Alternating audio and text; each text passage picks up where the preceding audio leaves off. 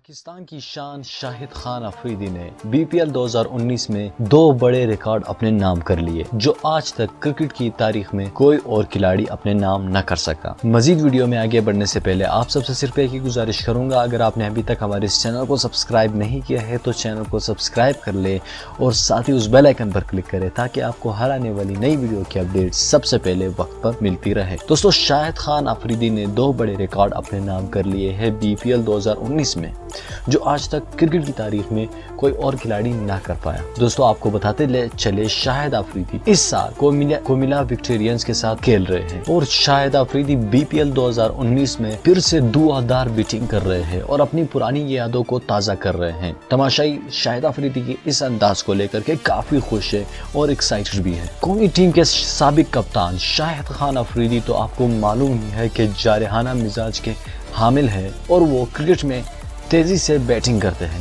لیکن اس بار تو اس نے حد ہی کر دی، ایسی چوکو چھکوں کی برسات کر دی کہ مخالف ٹیم کے آنکھیں باہر نکل آئے۔ بی پی ایل 2019 کے تیسرے میچ میں سیلہٹ سکسرز نے 8 وکٹوں کے نقصان پر 127 رنز کا ہدف دیا کومیلا وکٹورینز کو۔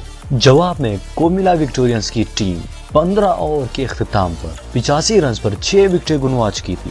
اس وقت شاہد افریدی میدان میں آئے، سب کی نظریں شاہد افریدی پر تھی، لیکن میچ بھی خاصا ہارا ہوا لگ رہا تھا کیونکہ بال بھی کافی کم رہ گئے تھے اور رنز کافی زیادہ تھے، اس وقت میں وکٹس بھی نہیں تھے۔ تو جب شاہد افریدی نے کیا تو سب حیران ہی رہ گئے، 3 چھکوں اور 5 چوکوں کی مدد سے ہارا ہوا میچ جتوا دیا کومیلا وکٹورینز کو۔ یہ نہیں، صرف یہی نہیں، بی پی ایل 2019 کے 10ویں میچ میں شاہد افریدی نے راجشاہی کنگز کے خلاف 4 وکٹیں لی اور صرف 6 رنز ہی دیے۔ تو دوستو، اس سے پہلے بی پی ایل میں اس طرح کے پرفارمنس آج تک نہیں ملی اور یہ ریکارڈ بھی ہے کرکٹ کی دنیا میں۔